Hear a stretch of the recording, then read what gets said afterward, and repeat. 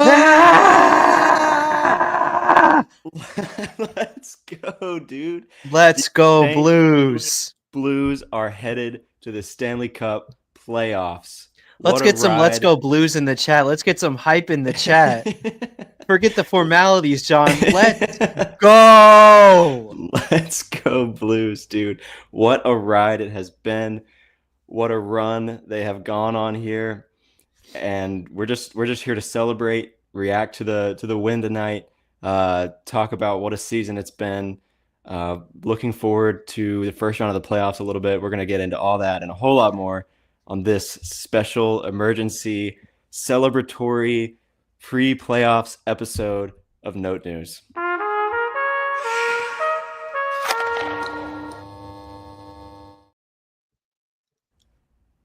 Alex said it best. Let's get some Let's Go Blues in the chat. Come on. Come on. Let's go Blues, dude. Full unprofessional for this episode. Full fan mode for this episode. Come on now. We're back in the playoffs. Sorry for audio listeners. I'm banging on my desk. I'm banging microphones. My roommates are going to hate me. I'm so hyped right now. This is insane. Who would have thought? I mean, we thought it at various points throughout the season, but it was always like, can they do it? They have done it. They are here. They made it. Just so you all know, this is a special episode, and so it's not going to be our full normal length. But we're also going in cold. This is just us reacting off the game. Usually we come a little more prepared, but today we're just here to talk about what a crazy season it has been. What a crazy game. Come on, Peter. Let's go Blues. That's what I'm talking about. Blues. Get some hype in the chat. Let's go. Everyone watching live, let's go Blues in the chat. And just because we have to, subscribe to our YouTube channel if you haven't already. We'd appreciate it. If you are excited about the Blues headed to the playoffs, you're excited for some playoff coverage, then subscribe to our YouTube channel. Like this video, follow us wherever you listen, Spotify, Apple Podcasts. Follow us on Instagram, Twitter, and TikTok at No News Pod. We post a lot of great stuff over there, and we will continue to. Into the playoffs now. We are here. They really did it. So should we introduce a little bit of structure here?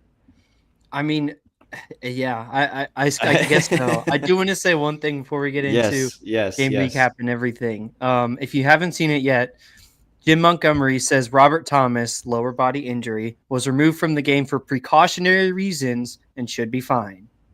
Yes. Important. There it is. Important to know. Okay. Good to know. Good to know. Yeah. So we have like a little bit of an idea of how this will go. We're just going to talk present, then we'll talk past, then we'll talk future. So reacting to the game that we just watched, talking about what a crazy, incredible season this has been. And then future, looking forward a little bit to the first round of the playoffs. We're going to have a episode before round one starts, previewing the Winnipeg Jets, our St. Louis Blues first round opponent, the Winnipeg Jets. We'll have like a full episode devoted to previewing that series. So stay tuned for that. But today we're just here to we'll do a little bit of that. But today we're really just here to celebrate what a season this has been and what a great night it has been so far. So, yeah, let's get into it with the present, right? What'd you think of this game? Okay, wait. Let me just preface this by saying NHL needs to investigate this man, Alec, because he has access to like more than half of the game script. Okay, if you were watching last episode or you watched the last episode, you'll know that Alec. I already forgot about this.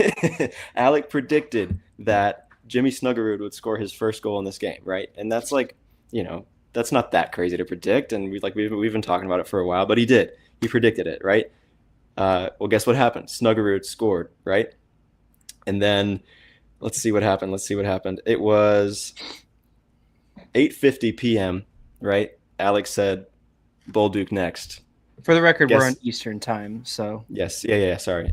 Alex said Bolduc next. Guess who scored next? It was Zach Bolduc. And then he said, I'll go all the way, 5-1 final. Utah scores once in the second, and then Shin drives in the dagger in the third. And Utah scored once in the second. It was almost a 5-1 game. Shin had a couple good looks there. But that was just a crazy call by Alex. So just thought I'd shout you out for that one. But what did you think of this game, dude? Start to finish, it was just all fun. I feel like for the Blues, a little bit of a scary second period, but boy, was this a fun game. I was never scared. I saw the visions; they were clear, and I knew what was coming. But an absolutely dominant win in a must-win game. Absolutely, I think we can all say that the Kraken game was super frustrating, super annoying. Yeah. Totally should have won that game. But it's really good to know in a game where your backs are against the wall, it's all on the line. Like, it all comes down to this. Not only do they come out and win, they come out and flatten the Utah Hockey Club, who are like a fine team. Like they had a well over 500 points percentage, and they absolutely crushed the Hockey Club tonight. The Hockeys, and Hockeys, the Utahns, the Utes. Yeah. I mean, just a phenomenal statement victory that the win streak was not a fluke. The losing games after, probably just some pent-up exhaustion. Plus, they played well against Winnipeg and Edmonton, who they'll be facing one, or I guess if they play Winnipeg, then we don't get the Pacific. Correct. That's a shame. But they could play Edmonton in the Western Conference Final. In the conference final, right, because we're making it to the conference final. I mean, playoff binner and a chance, baby. Give me more. But yeah, I mean, just absolutely flatten the Hockey Club in a game that they needed to win. They didn't play timid. They didn't play scared. They played hungry. They were there to dominate. They were there, pardon the graphic imagery, they were there to grab you by the throat and rip and tear until there was nothing left. And that's exactly what they did. I mean, this is Jim Montgomery hockey. This is Blues hockey. Let's go. Back in the playoffs. Come on. Yes, we really are back. That first period was crazy. Who said it in the chat? Yeah, Matt in the chat. Welcome back, Matt in the chat. Welcome back, Matt. First period was pure domination. Braden Shen had to get the scoring started off. It was so funny because Snuggerud came in. He had that breakaway. I was like, this is it. This is it. He's going to do it. First goal of the game. Snuggerud's first goal. And then, he missed. It was blocked. But then Shen scored as I was like mid-groan because Snuggerud missed it. And then, but of course, like it had to be Shen, right? Like the captain getting it started off on the right note. It had to be that. And it makes so much sense.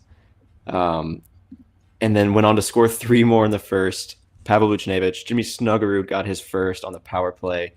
Zach Bolduc got another on the power play. Incredible first period. What did you see from them, like, out of the gate? Obviously, you sort of spoke to it already, just like that back against the wall mentality, must-win game, coming out strong. But, like, specifically, what did you see from this team that was refreshing compared with the previous, 3 games where they didn't look so good? And the results didn't go their way in those ones. Yeah, what do you think? Yeah, I think they got back to their defensive. I mean, I think their defense against Seattle was decent. It wasn't really the problem. So I think throughout everything, seeing that defensive effort still there, which honestly would be the first thing I expected to go. Just given how like you just need so much grit and high energy to play through a game like that. Getting through that, having that be still present is really not what's the opposite of concerning, reaffirming. But what they got back to this game was that like caged animal, absolutely like ballistic offense that they had been running. I think it was ever since I made that video about the win streak, or no, it was a little bit before. It was I think our last live stream before that. Where I said, like, you cannot stop this Blues offense. And then the next game was like a 2-1 game. And then after that, they scored like 3 goals. And so they started to slow down. This game, I mean, the final score is obviously the final score, but those were not like fluky goals. This could have been a 4-1 game. This could have been a 6-1 game. This could have been a 10-1 game. Like, the puck bounced as it did and led to the final result, but the offense was absolutely humming and could not be stopped against a pretty good defense in Utah. They're like perfectly, I would say, middle of the pack at least. And I really think that this offense like is the way that they're going to win games. Now, it seemed like losing Dylan Holloway was a huge part of that. And, we'll probably have more Dylan Holloway news when we do our full, not just fan reactive breakdown of the playoff series, because we're back in the playoffs. I have to step away because I'm getting really loud. It's peaking a little bit, but hey, keep it up. Sorry, everyone. But absolutely, I think them getting back to that just like feral offensive style is so much fun, and really like how they need to win games. The defensive effort, now that we've seen it, we know is going to be there. But if you let yourself get shut down by a slower, methodical defense, that's going to be a really stale game and a really stale way to lose. And so they need to come out with their hair on fire. They need to come out shooting and scoring, and that's what they did today. Absolutely is. Yeah, they just looked confident. They looked put together. They looked like they had a game plan, honestly, and that felt like something they were lacking a little bit. Something they were lacking a little bit was how to approach some tough matchups, missing a really key forward in Dylan Holloway. And I feel like tonight they sort of found something special. Obviously we still want Dylan Holloway back, and he's still week to week and apparently isn't all that close to returning, which is disappointing. But what they did was they sort of found a way to play without him. It felt like the lines were clicking a little bit better than they had in recent games. And maybe it's more of a practice makes perfect thing, and getting a little bit more time together. But I really liked what Monty did with the lines in this one. Bringing Kyrou back down to the second line instead of having Neighbors, wasn't it Neighbors and Snuggerud on Shen's wings for a couple games there? Yeah, I really like bringing Kyrou back down and sort of splitting up the young talent a little bit more. Having Neighbors back on the top line with Thomas and Buchnevich, like that was working for sure at a lot of times this season. And so getting back to that, and Buchnevich scoring early, right? That was huge.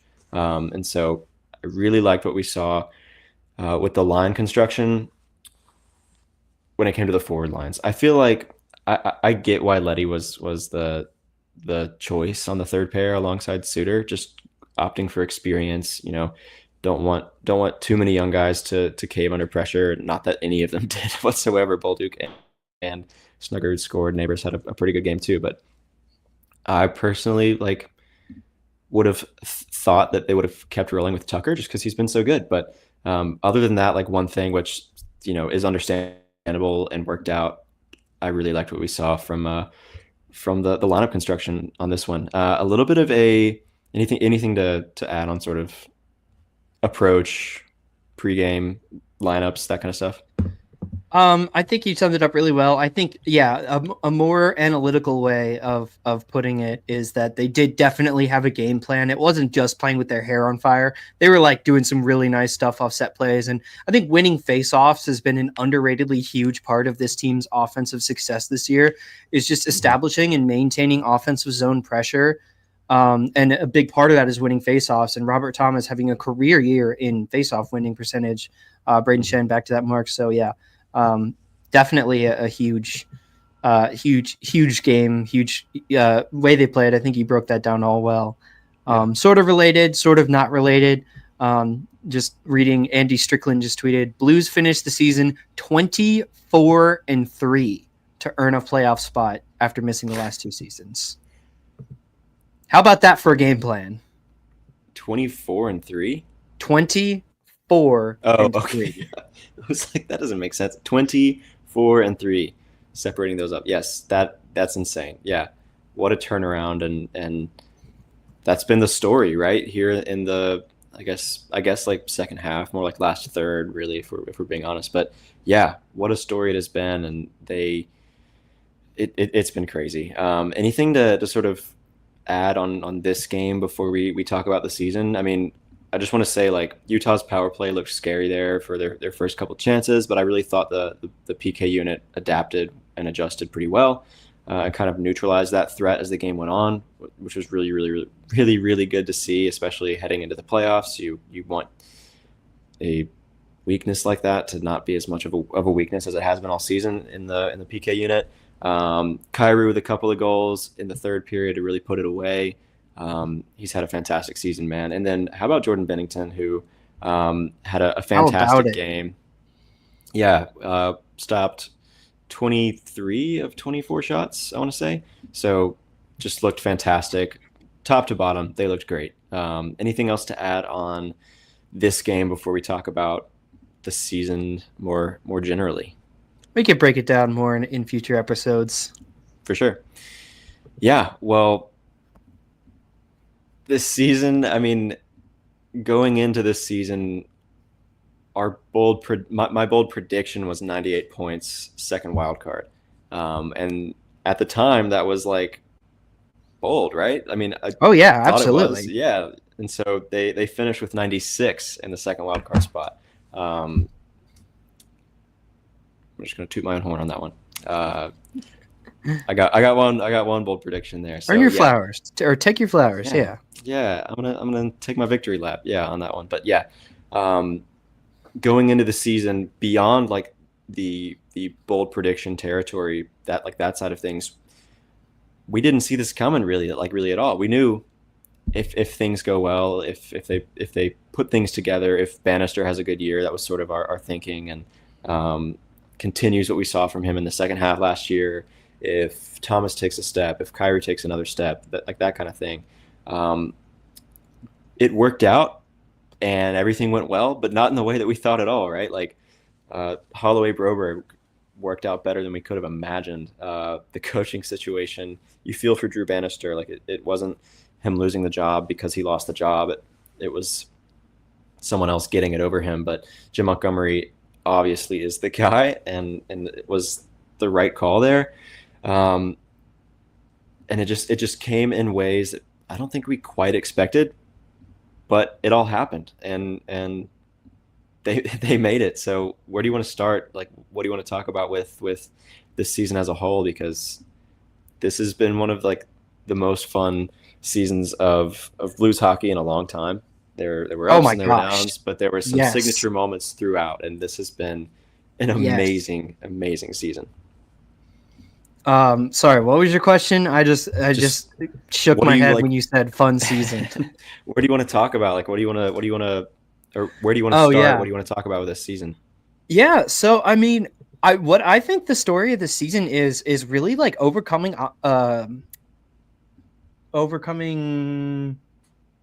not opposition, uncertainty, obstacles. Uncertainty. Yeah. Some collection of those words. Yeah. That and like defining an identity, and both of those questions have been resoundingly answered. Yeah. I did, at the start of the season and for a while, did like say that this was going to be an evaluation year for so many parts of this Blues organization, not just the roster, but it was also, there were questions about Armstrong. Obviously, at the time, there were questions about Bannister and Steen and the guys on the roster. And I mean, if they haven't come up to bat with an answer for every question on the test, I'm mixing metaphors here. I don't care. I'm running. We're back in the playoffs. I am absolutely like astounded with just how this team battled and fought for an identity and fought for a legacy and fought together and played for each other by the end of the season. Just the way that they came together. This is a true team sport season. This is not like this is a season, honestly, for the ages that every other hockey team 31. Yeah, I get mixed up with the amount of whatever. That every other hockey team like wishes that they could have. And this was a time when you came into the year with so many questions, so much to doubt about this team. I obviously was low on this team. I said that they were going to miss the playoffs by only a little bit, but we're going to miss regardless. And next year would be the year when things start out. And boy, Dylan Holloway, Phil and Broberg said, up yours. Robert Thomas, Jordan Kyrou said, shove it. Doug Armstrong said, watch this, drop the mic and trade it for Cam Fowler. And like just everything added and added and added.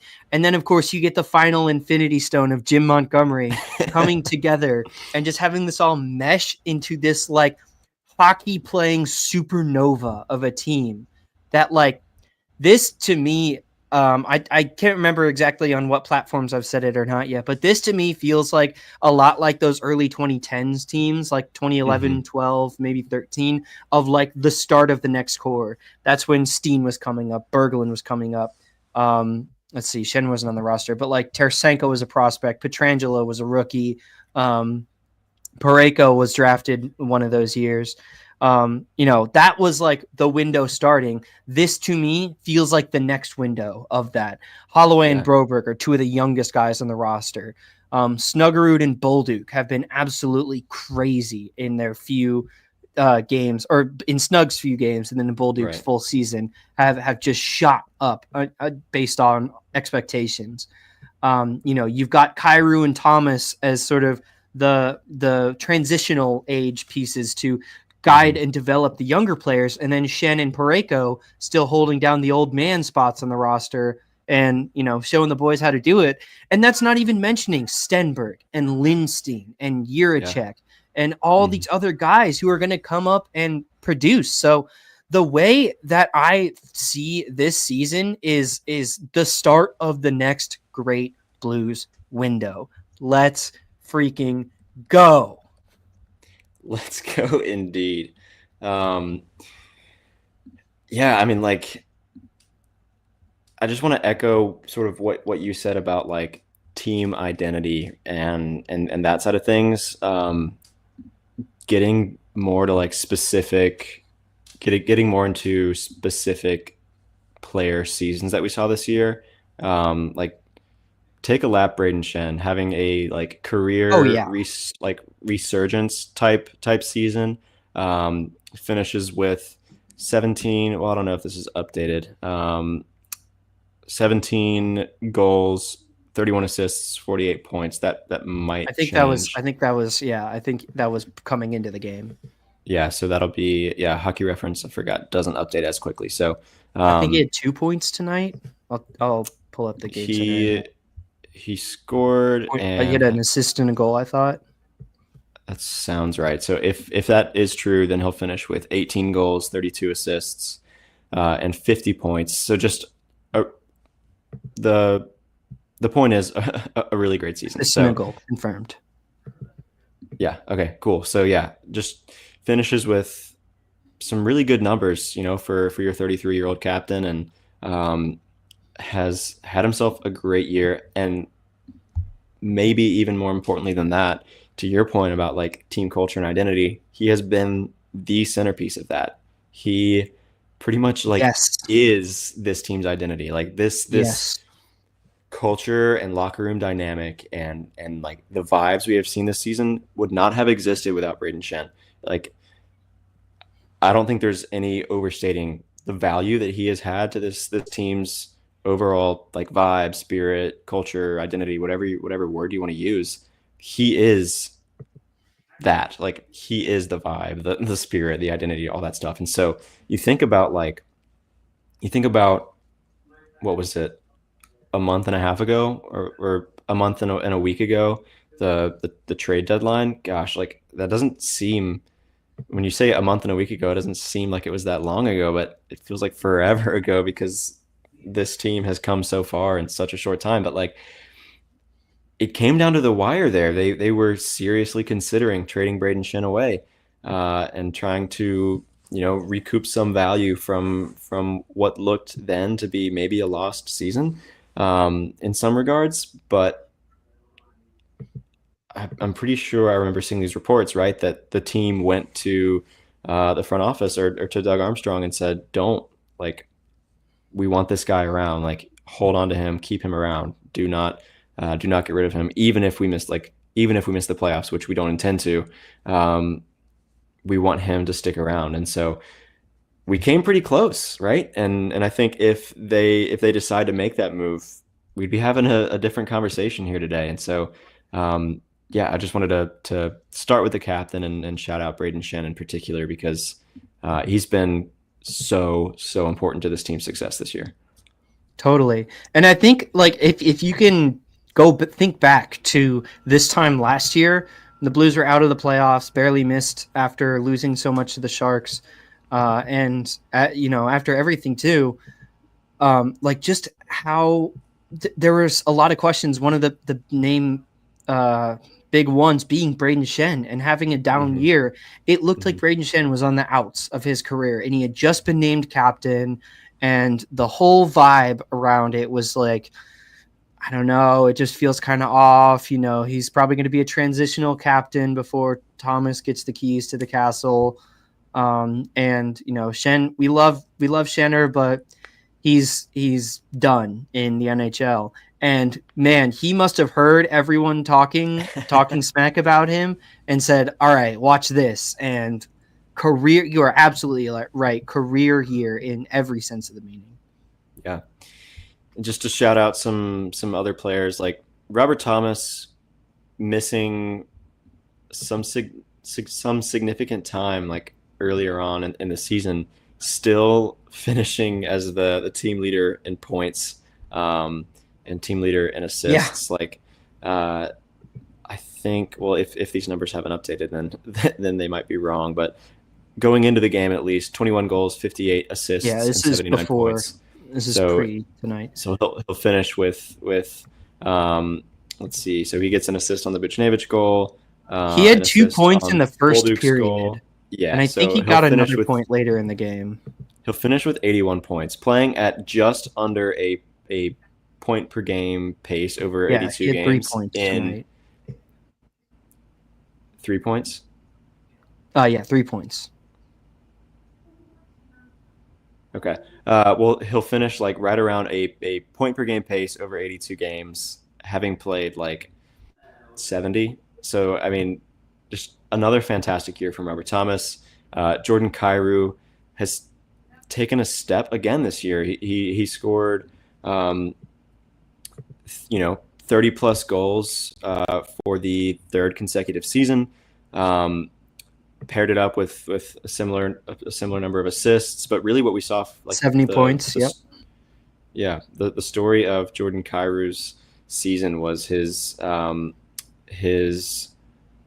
defensive sort of progression, right, and his growth on that side of the game. Like, that was really great to see. For so long, it's been, can he take a step in some regard, either like offensively become a 40 goal plus kind of threat, maybe even touch 50 or something like that. Like, when will we see him take that step? And this year, I think he took a significant step, maybe not in that regard, but on the defensive side of things, which, continues to make him more and more valuable. So, yeah, just amazing year from those two. And then, as you said, Philip Broberg and Dylan Holloway coming in and being, top 5 players for this team, both of them. It's been insane. So, yeah, just should we look to the future? Yeah, for sure. Shout out to the core of this team on a fantastic season, and we're gonna have a tiers episode that we'll do sometime soon, just to sort of look back on the season and update the mid-season grades and ranking and tiers that we did throughout the season. So we'll do some more reflection on each player's overall season. So keep an eye out for that. But yeah, let's look to the future. The St. Louis Blues, your wildcard 2 team out of the West, will be playing the President's Trophy winners, the Winnipeg Jets. So shout out to the Jets, helping the Blues out by winning the President's Trophy. So the curse falls on them. But where do you want to start? As I mentioned at the top, we'll have like a devoted preview episode for this series coming out, hopefully in the next couple of days before the first round begins. But as of tonight, what do you want to discuss looking forward to this first round against the Jets? Well, yeah, we'll get into more of the minutia of the matchup and everything in our next episode. But I think this is a really favorable matchup for St. Louis. The Jets are notable playoff chokers. Obviously, that we beat them in 6 games in 2019. We didn't play them well in the regular season, admittedly.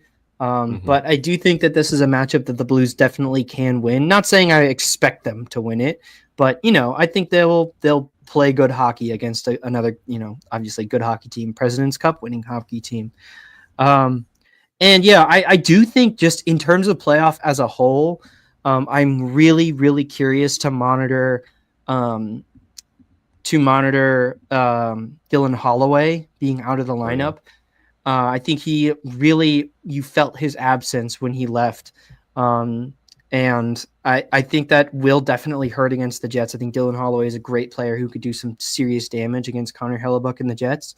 I do want to highlight, I think, some optimism from not one of us, but actually Matt in the chat. Shout out for your comment. But Snuggerud and Bolduc have absolutely been playing truly excellent and definitely can fill in for minutes.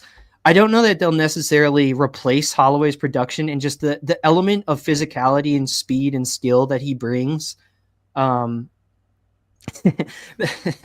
element of speed, physicality, skill that he brings will definitely be missed. But I do think Snuggerud and Bolduc can definitely offensively provide different looks that will be hard to cover everything when you're also worrying about Robert Thomas and Jordan Kyrou and Philip Broberg and all these other guys. So that's what I'll be looking for.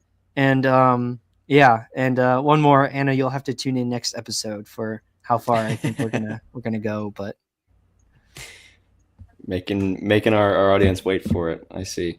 So just to preview a little bit, the first round starts on April 19th. That's when first round series began. I don't think full matchup specific schedules have been put out quite yet, at least from what I'm seeing around. But series will start on April 19th, so that's pretty soon here. But yeah, as you said, this is a tough matchup, of course, right?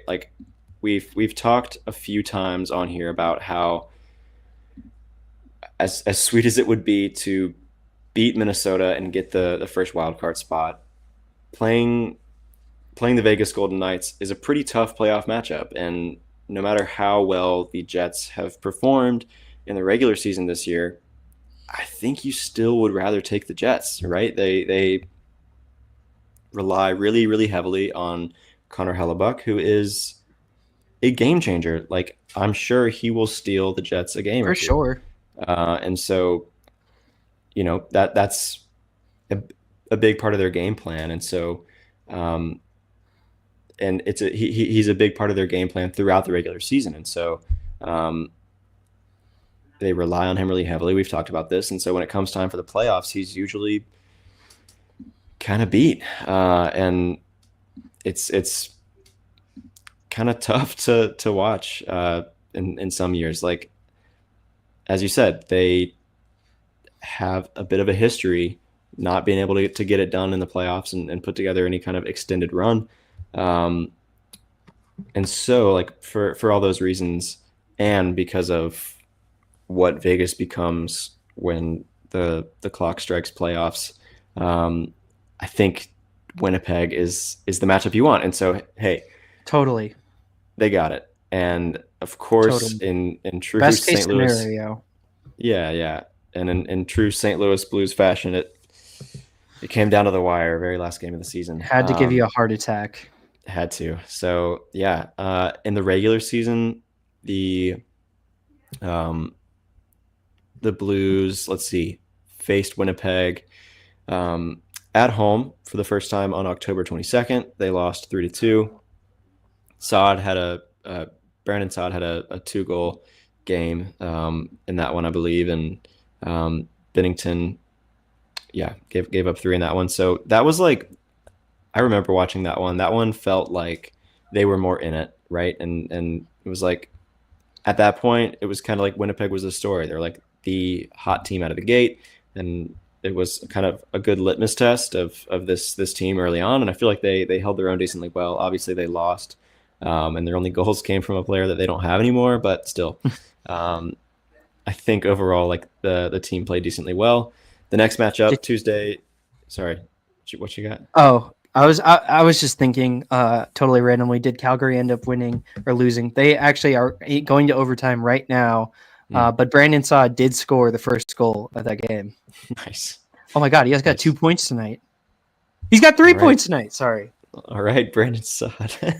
Wow, legacy game. Blues enjoyer Brandon Saad. Yep. Alex Pietrangelo and Brandon Saad really putting it together to help the Blues out tonight. Just looking through the rest of their regular season matchups with the Jets real quick. Tuesday, December 3rd, they won 4-1 in that one. Kyrou had himself a good night. Next was the first game back out of the Four Nations, right? They lost 4-3 in a shootout. That one hurt. That one hurt, but another one where they played really well. And then the last one was just about a week ago, on April 7th. They lost 3-1. That one it did feel like they got outplayed, and so I think you would have liked for the ones where they were in it and winning to have come a little bit later, but still, I think in 3 of the 4 games they either outplayed or hung with them decently well, and so I absolutely think this is a series that the Blues can shock some people, even, and at this point, you've said it many times, the Blues are just playing with house money here. So like, yes, it's this season is already a huge victory, regardless of the result in round 1. But hey, we are here. Let's make some noise. Just like let's out go there, Blues. Have fun. You are the wild card in every sense of the word. Like, go out there, make some problems, like have fun, especially, right? Like, this is going to be so valuable. Obviously, Dylan Holloway and Philip Roberg got great playoff experience, and so it'll be another chance to get some of that. These young guys that are coming up, right? Snuggerud and Bolduc, like, it's going to be huge for them. So really excited to see what happens. And yeah, Tucker even. I would start Tucker over Letty. We talked about this, I think, last week or last episode. Yeah. Hopefully Tucker. Yeah. So yeah. I can guarantee you there is not a single Winnipeg Jets fan. Sorry, there is not a single rational Winnipeg Jets fan who is excited to play the St. Louis Blues right now. Yeah, I would say so. They are, as you mentioned, what was it, 24-3 to close out the season? Just an insane run to go on. Like that is ridiculous. Just a level that you don't see come around very often, and so getting it together to close out the season is the ideal way to do it. And so amazing. From bottom feeder in the league, taking on the President's Cup winners. Oh yeah. Oh yeah. Man. I've heard this story before, and I like how it ends, baby. Yeah, I like it. Dude. Yeah. So as we mentioned, we will be back very, very soon to do a full episode, like really in-depth, devoted, a full episode devoted to previewing this first series against the Winnipeg Jets. So hopefully we'll have some more insight, some more excitement to share with you all at that point. But like, what an amazing game to finish out an amazing run at the end of an amazing season. This has been incredible. What a year. What a ride. What a time. What a time to be a Blues fan. Yeah, absolutely. Let's enjoy it. Let's enjoy it while it's like this. Yes. Let's have some fun with these playoff games. Absolutely. You're already playing with house money, so let's go have some fun. Absolutely. Well, it's already late. We are, as we said, this will be a little bit of a short one, so we're gonna wrap it up here. But thanks to everyone for tuning in post game. We really appreciate it. If you want us, if you want to continue receiving some great coverage of this Blues team throughout the playoffs, Can't believe we got here. Then please subscribe to our YouTube channel and follow along with us as we go on this crazy ride, because it's going to be awesome. Alec and I are really excited to keep bringing some content your way, to keep watching hockey after these 82 games. And so, yeah, like I said, like this video, subscribe to our YouTube channel, follow and rate, review wherever you listen. We'd love to read those, and we really appreciate all the support on all those fronts. And then if you want some great graphics, memes, reels, other great content, announcements when we're going live, special guests when we have them, if you want to hear about all that stuff, then follow us on socials at Note News Pod on Instagram, Twitter, TikTok. Thanks for tuning in, as I said, on a late night. Thanks for tuning in all season. This has been so fun. Alec and I have really appreciated all the support we've got all season. And what an incredible first season to cover, man. This has been, the end of the regular season here. What an incredible first regular season to cover here on Note News. And so we're really excited for all that is to come, both in the short term and the long term. For sharing it with us. Yeah, absolutely. So, yeah, thanks again. We will see you soon. And let's go Blues. For playoff edition of baby. Note News. Woo! Let's go Blues. And go Blue Jackets. Beat the Canadians.